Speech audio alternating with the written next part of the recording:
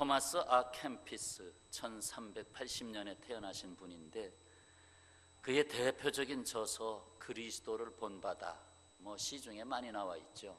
이 그리스도를 본바다에서 그가 이런 글을 남겨놓고 있습니다.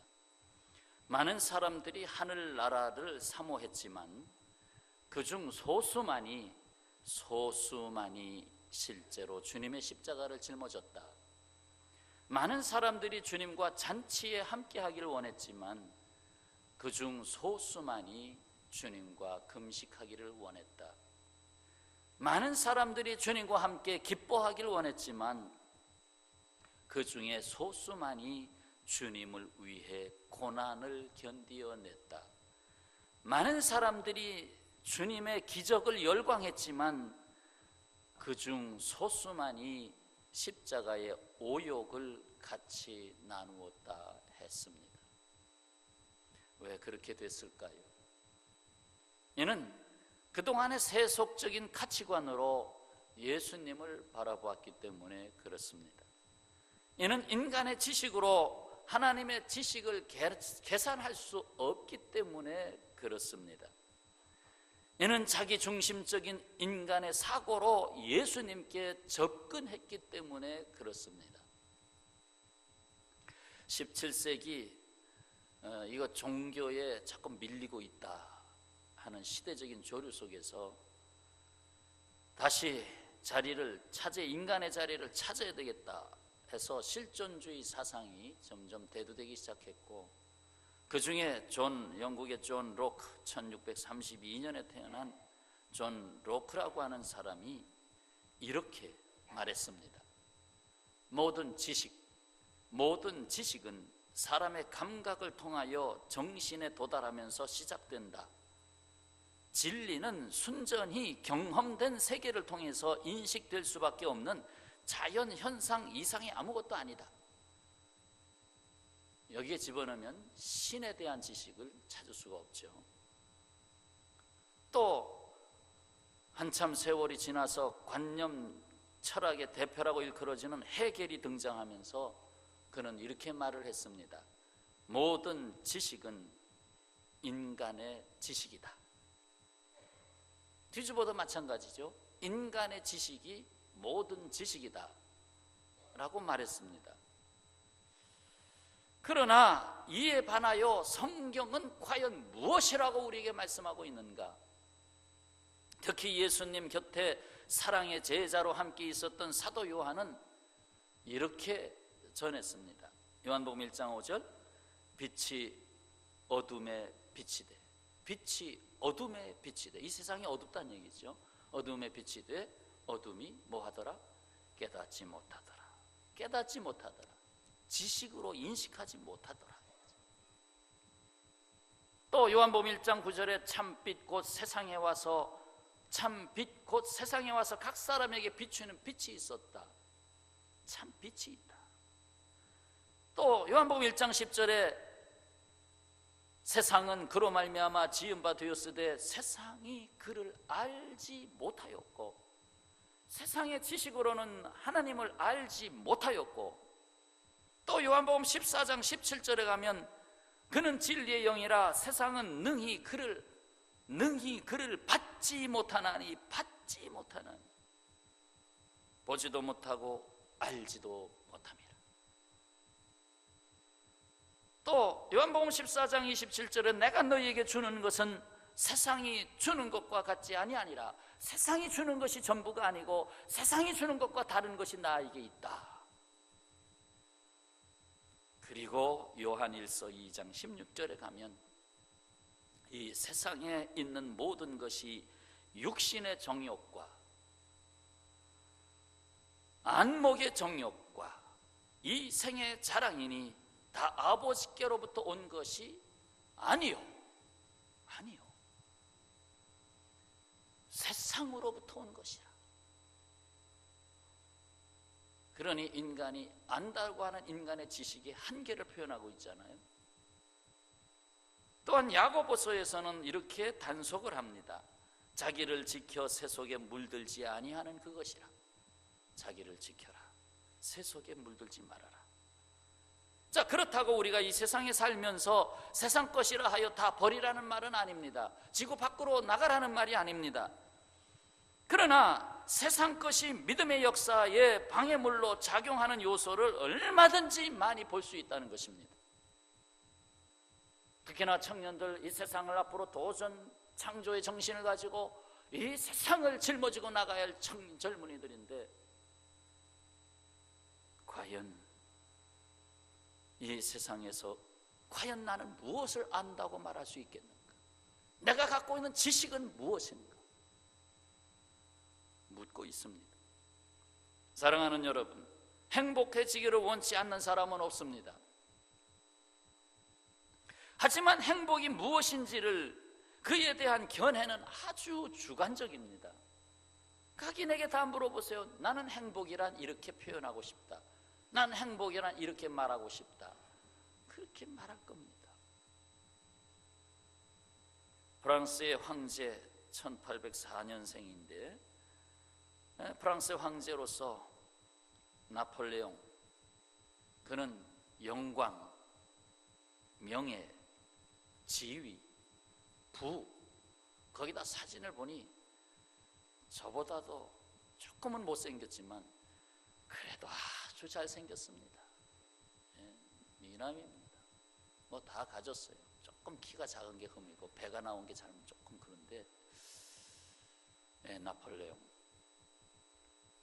그가 워터루 전쟁에서 정말 세계를 더 제패해 보려고 야심을 품었지만 대패를 하고 세인트 헬레나 섬에 유배를 당하여 거기서 남은 말년의 삶을 수년간 살면서 결국 뭐 위암으로 돌아갔다 죽었다 하는 그런 설이 많이 있습니다만, 하여튼 그가 인생을 회고하면서 짧은 문장 하나를 남겨놓고 있습니다.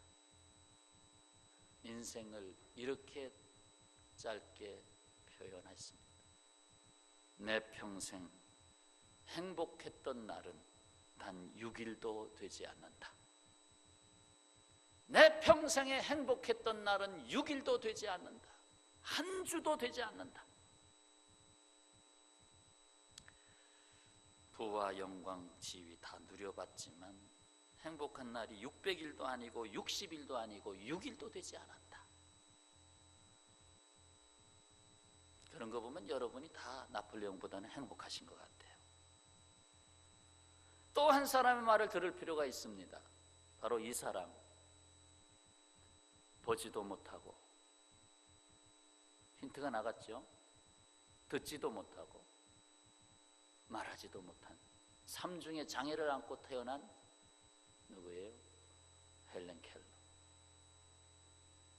그렇지만 그는 작가가 되었고 교육자가 되었고 사회운동가가 되어서 세상에 많은 영향력을 끼치는 사람이 됐습니다. 그는 이렇게 말했습니다. 삶이 너무 아름답다는 것을 알게 되었습니다. 내가 이 세상 산다는 것이 너무 아름다운 것을 알게 됐습니다. 아니, 보지도 못하고 듣지도 못하고 말하지도 못하는 사람이 어떻게 그렇게 고백할 수 있습니까? 참으로 인생은 아름답다 하고 말이지. 그러면 나폴레옹이 더 행복한 겁니까? 헬렌 켈러가 더 행복한 겁니까? 주관적이죠, 행복의 관념이. 그러나 분명히 자신의 고백으로 볼 때 헬렌 켈러가 더 행복한 사람이었습니다. 행복은 어디에 있는 것입니까? 사실 행복은 관계의 삶을 떠나서는 발견될 수도 없고 성취될 수도 없습니다. 행복하다라는 건 전부 관계성에서 오잖아요. 관계, 너와 나와의 관계. 그런데 그 관계의 출발점은 하나님과의 고상한 관계에 있습니다. 하나님과의 관계. 거기서 인간은 자기를 바르게 발견하게 되고 이웃에 대한 온전한 개념을 갖게 됩니다. 사랑하는 여러분, 행복한 인생의 존재를 밝혀주는 빛이 있습니다.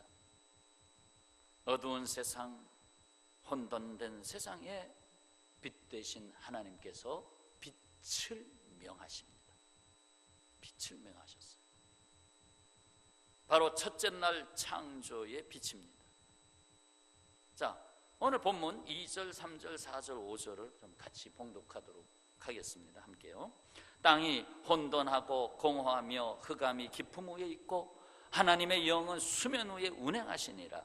하나님이 이르시되 빛이 있으라 하시니 빛이 있었고 빛이 하나님 보시기에 좋았더라. 하나님이 빛과 어둠을 나누사 하나님이 빛을 낮이라 부르시고 어둠을 밤이라 부르시니라. 저녁이 되고 아침이 되니 이는 첫째 날이니라. 아멘. 그 누구도 자기 스스로 자기의 존재를 밝힐 수 없습니다. 오늘 창세기 1장에서 빛이 아직 임하지 않은 세상을 분명하게 선포해 놨습니다. 빛이 임하지 않은 세상은 혼돈된 세상입니다. 공허한 세상입니다. 다 뭔지 모르게 다 비어 있어요. 아무것도 없는 것 같아요. 분명히 창조를 하긴 하셨는데 아직도 혼돈하고 아직도 공허하고 어둡다 못해 흑암이 깊다고 그랬습니다. 너무 어둡다는 거예요. 깜깜하다는 거예요. 정신적으로 표현해보면 답이 나오죠. 정말 이 세상 내가 살고 있지만 혼돈스럽습니다. 정말 가진 것 수없이 많이 있는 것 같지만 공허합니다. 정말 이 세상 밝은 것 같지만 다시 돌아보면 얼마나 어두운지 모르겠습니다. 그래서 인간은 스스로 빛이 될 수 없습니다. 달이 스스로 빛을 내지 못하고 해가 비춰주는 빛을 받아서 반사하듯이 인간은 하나님이 빛을 우리에게 내어주실 때 그 빛을 받음으로 자신의 존재를 비로소 찾게 됩니다. 그렇습니다. 나를 찾아내게 하는 빛이 필요합니다. 이제 청년들 어떻게 보면 기본적인 교육 과정은 다 마쳤고 이제 청년의 전문적인 과정도 어느 정도 겪었고 이제는 어떻게 하면 내가 이 사회에 진출해서 이 사회의 주인공이 될까? 아마 그 정도 나이가 되지 않았습니까? 가정도 이루어야 되겠고 사업을 꿈꾸는 사람은 내가 어떤 사업을 창업할 것인가도 생각할 수도 있고 그렇잖아요. 그런데 중요한 것은 나는 누구냐 하는 것이죠. 나는 무엇을 한다? 나는 어디로 간다? 나는 여기 살고 있다. 그런데 궁극적인 질문에 답해 보라는 거예요. 그러면 나는 누구인가? 우리나라 국보 1호는 뭐죠? 숭례문이죠. 숭례문. 그 숭례문 곧 남대문이죠. 그런데 불타서 다시 복원했잖아요. 그런데 부실 공사를 했어요. 그래서 전부 색 깊은 것들이 다 떨어지고 기둥들이 쭉쭉 갈라지고 그래요. 그래서 관광객들이 가지를 못합니다. 보여주고 싶어도 보여줄 게 없습니다.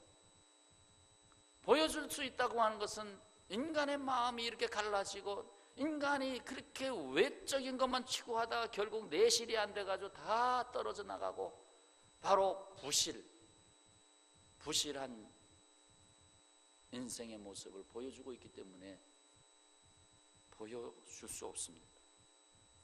이렇게 사진 가끔가다 숭례문 보여주면 사람들이 그저 그렇게 한산하게 있는 건지 없는 건지 국보 1호에 사람들의 관심이 없습니다.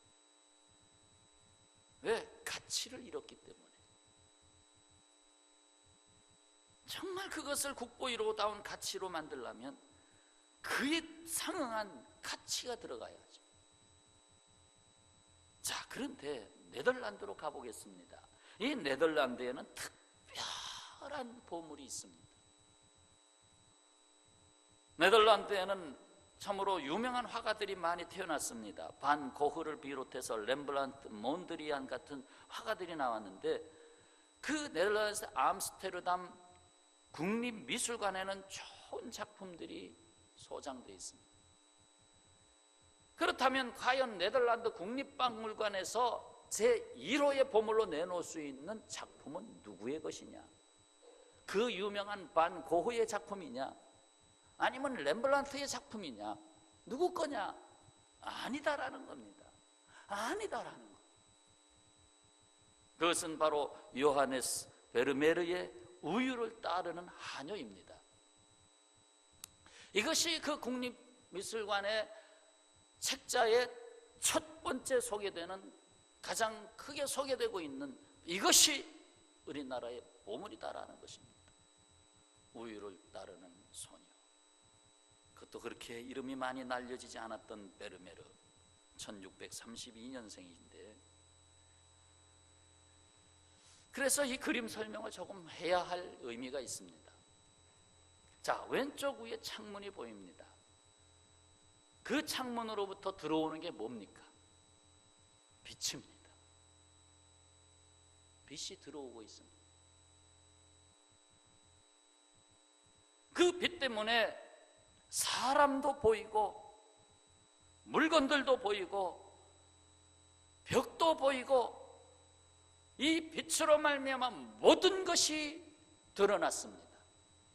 저 창문에 까만 커튼을 쳐가지고 빛이 안 들어오면 그 안에 아무도 존재하지 않습니다. 빵이 담긴 바구니에도 빛이 임하고 흘러내리는 그 우유 가느다란 줄기에도 빛이 임해서 하얗게 보입니다.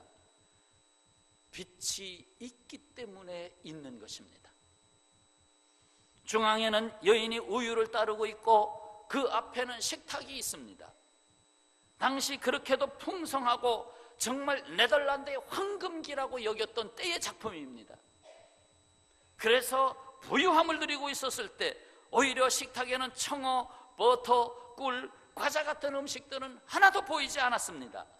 오직 우유와 빵 그리고 물 주전자가 전부입니다. 단순하고 경건하게 절제된 모습을 그려주고 있습니다. 경건미를 보여주고 있죠. 절제미를 보여주고 있죠. 배경이 되는 벽에는, 그 위쪽 벽을 보시면은 거기에 창문 쪽으로 조금만 옮기시면 못이 하나 박혀 있습니다. 그러나 아무것도 걸려 있지 않습니다. 못은 박아놨지만 걸려 있지 않습니다. 이것 또한 절제되고 참 단순한 삶입니다. 그리고 그동안 사람들이 살아온 삶의 흔적들이 벽면에 자국으로 군데군데 남아 있습니다. 인생의 살아온 자취를 그려주고 있습니다. 우유를 따르는 여인을 보세요. 우유가 떨어지는 모습을 직시하고 있고, 얼마나 잘 모셔졌는지 과하지도 아니하고 부족하지도 않게 끊어질 듯 하면서도 끊어지지 않게 우유를 붓고 있습니다. 쫙 붓고 있는데 그 어두컴컴했던 그 속에 우유, 하얀 우유로 차가는 걸 바라보면서 이것 또한 아주 절제되고 단순한 모습을 그려주고 있습니다. 오른쪽 바닥에는 사각형 모양의 발을 데우는 기구가 보입니다. 일종의 발난로라고 할 수 있겠죠. 전체를 덮이는 난로가 보이지 않습니다. 발만 따뜻하게 해도 온 몸이 따뜻해지는 것을 알고 있기 때문에 발만 따뜻하게 하는 난로인 것입니다.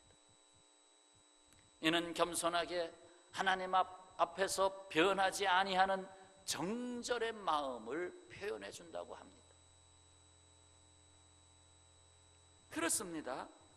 단순한 삶의 모습, 그러나 그 안에 가득하게 들어와 있는 것이 있는데 뭐죠? 빛입니다. 이 방 안에서 가장 고귀한 것은 빛입니다. 빛이 들어왔어요. 바로 우리가 있음을 선언하는 빛입니다.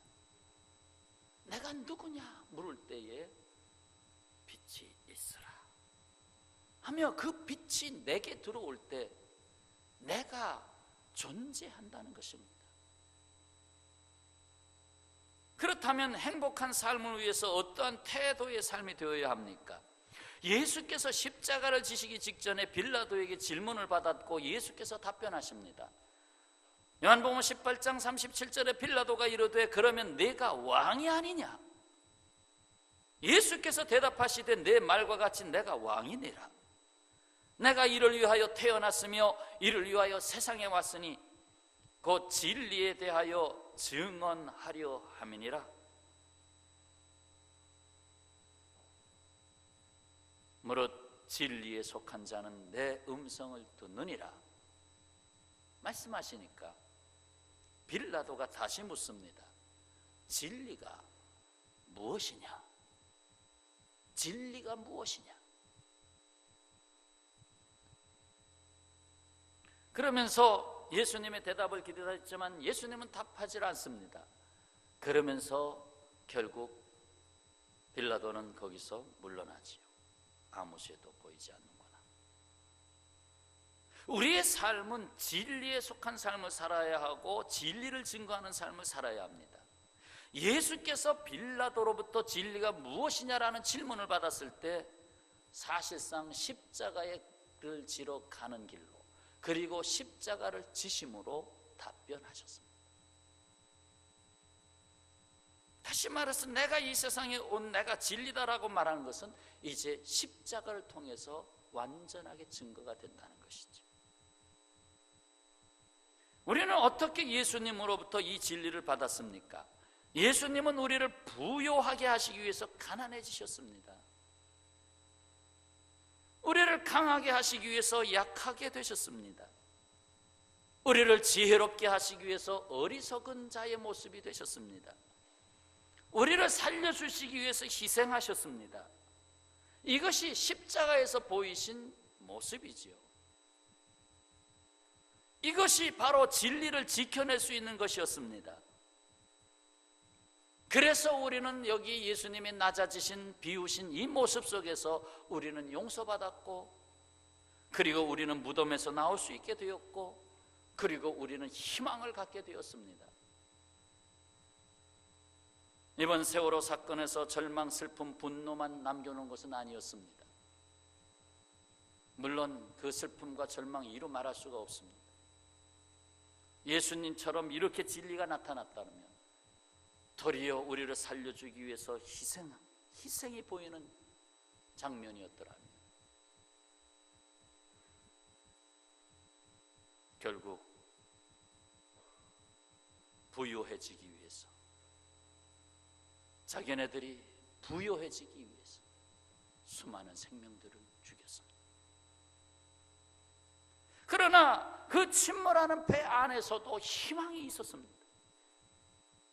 그래서 세월호의 침몰 속에서 우리는 희망을 본다라는 사람이 있습니다.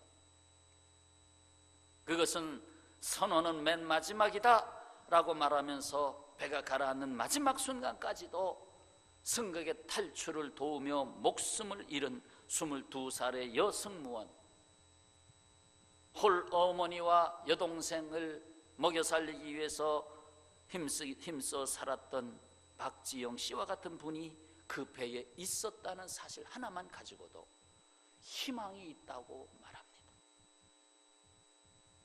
희망은 많아야 희망이 있는 것이 아니라 한 사람의 희망이 있으면 거기에 희망을 선언할 수 있는 것입니다. 집안에 한 사람만 희망을 말할 수 있다면 그 집안에 희망이 있는 것입니다.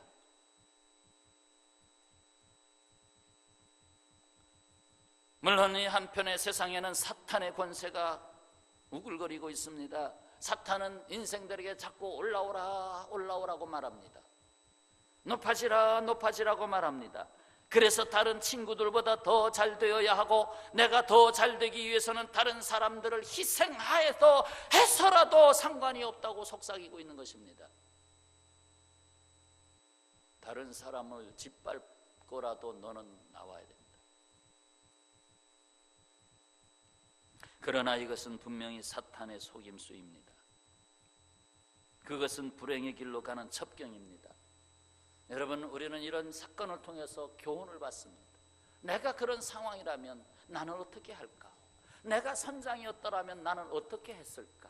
여러분, 다시 죽음이 기다리고 있는 곳으로 들어가실 수 있었겠습니까?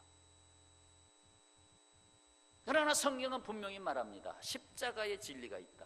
네가 죽고자 하면 사는 거고 네가 살고자 하면 너 죽는다. 결국 선장은 살고자 해서 살았지만 그는 죽은 자가 됐습니다. 저는 이걸 축소해서 봤습니다. 그 가정은, 그 자녀는 어떨까? 그 선장의 자녀는 어떻게 앞으로 살아갈까? 나를 낳아준 아버지, 그런데 나는 누구인가? 과연 그가 진리가 무엇이냐라고 물을 때 이 세상에서 진리는 이것이라고 답변하며 살 수 있을까? 과연 이 세상에서 그는 나는 당당하게 이 세상을 살겠다고 말할 수 있을까? 아마 수없이 자살할 생각을 하고 있을지도 몰라요.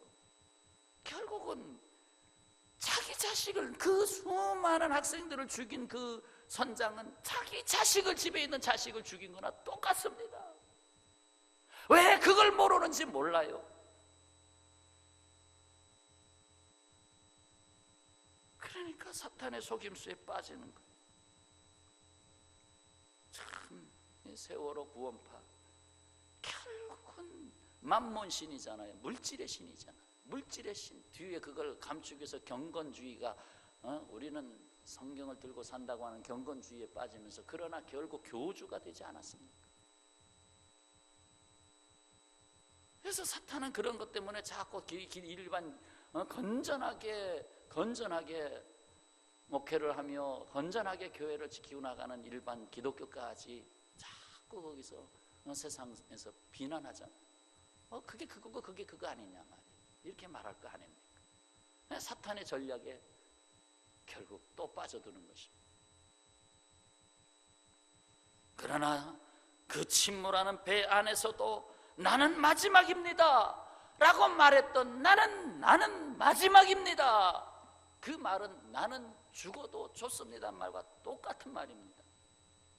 나는 죽어도 좋습니다 하고 각오가 된 거 아닙니까? 사랑하는 여러분, 자기 관리, 결국 자기의 모든 삶의 선택이나 마찬가지인데, 자기 관리는 욕심을 버리는 것, 좌로나 우로나 치우치지 않는 것, 조절할 수 있는 능력 등으로 표현할 수 있습니다. 중요한 것은 내 안에 그것을 온전히 조절할 수 있는 능력이 있느냐는 거예요. 과연 내가 그걸 조절할 수 있느냐? 새 속에 물들지 말라고 했는데 나는 과연 조절할 수 있겠느냐? 그러나 조절할 수 있는 능력이 옵니다. 어디서? 바로 빛으로 오신 예수 그리스도 안에서. 내게 이 빛이 들어오면 셀프 컨트롤이 드디어 시작되는 것입니다. 빌립보서 4장 13절, 내게 능력 주시는 자 안에서 내가 모든 것을 할 수 있느니라. 이 말씀 한 절만 기억하고 있으면 안 됩니다. 이 한 절만 딱 써놓고 있으면 내게 능력 주시는 자 안에서 내가 모든 것을 할 수 있다, 나는 할 수 있다고 하면서 어떤 그런 뭐라 그럴까요? 어떤 기적적인 능력, 어떤 그런 쪽으로만 자꾸 생각하기 쉽습니다. 그러나 이 말씀의 배경을 여러분이 꼭 아셔야 됩니다. 바로 앞절에 나오는 거예요. 빌립보서 4장 12절에 나오는 말씀. 바울은 말합니다. 내가 비천에 처할 줄도 알고 풍부에 처할 줄도 아는 일체의 비결을 배웠노라 했어요. 그게 능력입니다. 그러니까 궁핍에 처할 줄도 아는 능력, 풍부에 처할 줄도 아는 능력, 내가 살아있을 수 있는 능력, 내가 희생할 수 있는 능력, 그 모든 것이 다 그 능력 안에 있습니다. 그런데 궁핍할 수 있다고 하는 능력은 없고 부할 수 있는 능력만 있다면 이건 모순이라 이거. 예수님이 우리에게 보여주신 능력, 십자가에서 보여주신 능력이 뭐냐는 거예요.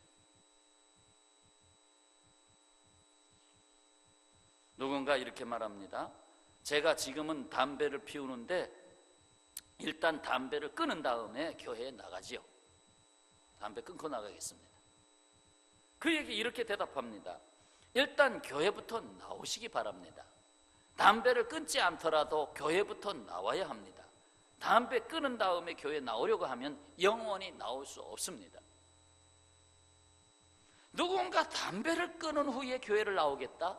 그 담배를 끊는다라는 그 속에 모든 걸 다 넣을 수 있습니다. 내가 술을 끊은 다음에 교회 나오겠다? 내가 마약을 끊은 다음에 교회 나오겠다? 내가 이 세상 사업에 실패했는데 빚을 다 갚고 내가 떵떵하게 살고 있는 모습을 가진 다음에 나도 이제 잘 삽니다 하고 말할 수 있을 때 교회 나오겠다? 내가 지금 몸이 병들었는데 내가 건강을 찾은 다음에 교회 나오겠다? 그러면 교회는 행복한 곳입니까? 불행한 곳입니까? 교회는 불행한 곳입니다. 왜요? 내가 이를 악물고 내가 모든 것을 다 하고 다 이루고 성공한 다음에 교회 문을 딱 열고 들어갈 수 있다면 그 교회는 지옥입니까? 천국입니까? 자기 스스로 다 해결한 후에 교회에 나올 수 있다면 교회는 무슨 답을 주겠습니까? 무슨 생명을 주겠습니까? 무슨 소망을 주겠습니까? 그래서 교회는 그대로 나오시오. 죄를 졌습니까? 그대로 나오시오. 실패했습니까? 그대로 나오시오 라고 말하는 것입니다. 곧 자기 관리는 내가 하는 것이 아니라 내가 주님의 손에 붙잡힘으로 되는 것입니다. 주께 내 삶을 내려놓을 때, 십자가 뒤에 나를 숨길 때 비로소 생명과 진리의 삶이 증거되는 것입니다. 그렇습니다. 오직 주 예수 그리스도의 빛이 임해야 합니다. 그래서 오늘 창세기 1장 3절이 요절하네요. 하나님이 이르시되 빛이 있으라 하시니 빛이 있었고. 이 말씀은 지금도 계속되는 거예요. 지금도 나에게 말씀하시는 거예요. 빛이 있으라. 주여 내 안에 빛이 있습니다 하고 빛을 받으라는 거죠. 요한복음 8장 12절을 함께 찾겠습니다. 요한복음 8장 12절. 또 성경을 찾는 손이 복이 있습니다. 그래서 자꾸 찾으셔야 됩니다. 8장 12절.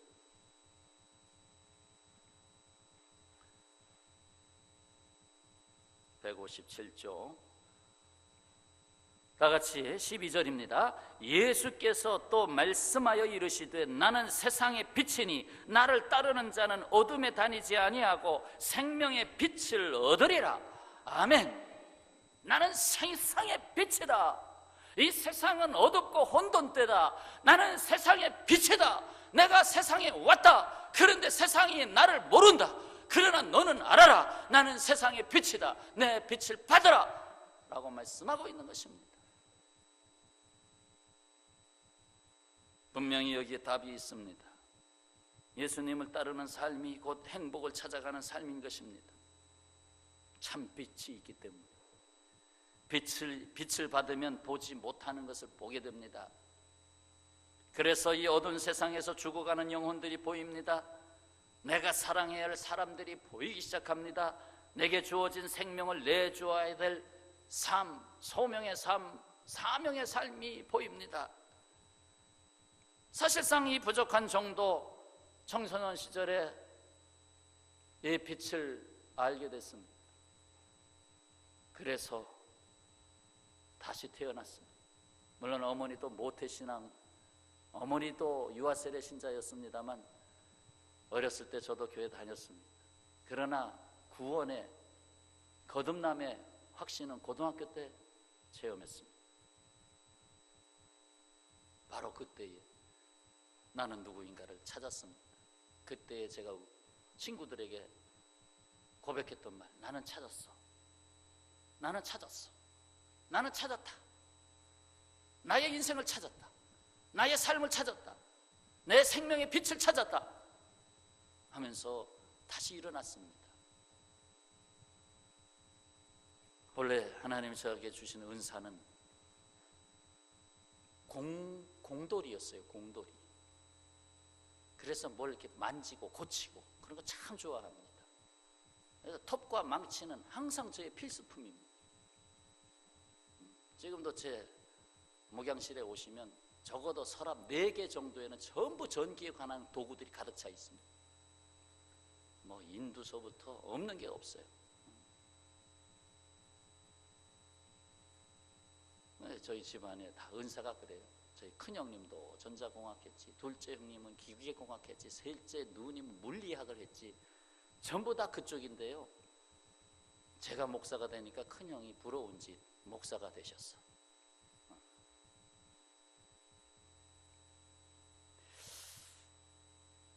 그래서 제가 그렇게 뭘 고치고 만들고 그런데 하나님이 저에게 사명감을 주신 거예요. 세상을 고쳐라. 어떻게 제가 고치겠습니까? 사람을 고쳐라. 사람을 변화시켜라. 그래서 전기 인도는 가끔 가다 쓰고 성령의 검 말씀을 쓰게 된 것입니다. 누구에게나 다 주님의 빛이 임할 때 나는 이 세상에 무엇을 위해서 살 것인가 하는 것을 다시 생각하게 됩니다. 거기서 그것이 비전이 되는 것입니다. 그것이 소망이 되는 것입니다. 그것이 이 세상의 희망이 되는 것입니다. 그런데 그 희망에 공통된 정신이 있습니다. 바로 십자가의 정신이 없으면 안 됩니다. 십자가의 정신이 없이 이 세상을 나가면 유병은 그 사람과 똑같이 됩니다. 십자가의 정신이 반드시 있어야 되는 것입니다.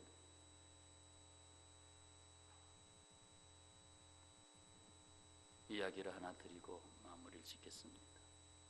조선시대 노비 신분으로 참판댁 종으로 살던 반석평이라는 사람이 있습니다. 그는 주인집 아들이 공부하는 동안에 몰래 바깥에서 창문 밖으로 들려오는 소리를 듣고 도둑 공부를 했습니다. 그런데 워낙 공부에 대한 열의와 재능이 있어가지고 뛰어나게 익히게 됐습니다. 이것을 안 주인은 얘야, 너는 노비 생활할 사람이 아니구나. 그래서 그 노비를 이웃의 돈이 없는 양반집의 양자로 들어가도록 주선해 주었습니다. 그래서 반석평은 양반 신분을 얻게 되었고 1507년에 과거에 급제하여 후에 형조판서의 자리에 오릅니다. 형조판서 시절에 어느 날 길을 가다가 자신의 노비 신분을 없애준 주인의 아들을 만나게 됩니다. 알고 보니 주인 집안이 몰락했습니다. 그의 아들 이호성은 가난하게 살고 있었습니다. 종 이품인 반석평은 그를 보자 수레에서 내려서 그에게 절을 합니다. 그래도 전에 자기 집주인의 아들이었잖아요. 절을 합니다. 후에 반석평은 중종에게 자신의 신분을 밝히고 이렇고 해서 이렇습니다 밝히고 주인집 아들 이호성에게 벼슬을 내려줄 것을 청원했습니다. 이를 기특하게 여긴 중종은 반석평의 지위를 유지해주고 동시에 이호성에게 벼슬을 내려주었습니다. 노비 신분에서 재상의 자리에 오른 반석평은 후에 종 일품 좌찬성까지 오르게 됩니다. 그리고 그의 직계 후손의 후손으로 내려오면서 결국 반기문 유엔 사무총장이 세워지게 됩니다. 그렇습니다. 빛을 소중히 여기면 빛의 가정이 됩니다. 물론 개 중에는 빛이 왔어도 그 빛이 주 예수 그리스도께로부터 온 빛인 줄 모르고 살아가는 사람이 많습니다. 내가 이 세상에 태어나 생명을 갖게 된 그 생명의 빛이 하나님께로부터 왔다는 걸 모르고 이방인으로 살아가는 사람도 많습니다. 그러나 하나님이 우리에게 보편적 은혜를 입혀주셔서 그래도 같이 살아야 되니까 그래도 믿지 않는 사람들이 만든 좋은 제품을 믿는 사람이 쓰게 하셨습니다. 믿지 않는 사람이 쌀농사 진 것을 우리가 맛있게 밥을 지어 먹게 하셨습니다. 그러나 그걸 깨닫지 못하는 이방인들이 많습니다. 오늘 청년주일, 저는 예수님의 이름으로 청년 여러분에게 이 희망을 걸겠습니다. 바로 빛이 있으라 하매 하시니 빛이 있었다. 자, 제가 이렇게 묻겠습니다. 빛이 있으라 하고 주의 말씀을 옮기면 여기에 빛이 있습니다. 바로 자신입니다. 자, 빛이 있으라. 다시 한번요. 자, 중충도 한번 울려보세요. 빛이 있으라. 아멘. 기도하겠습니다.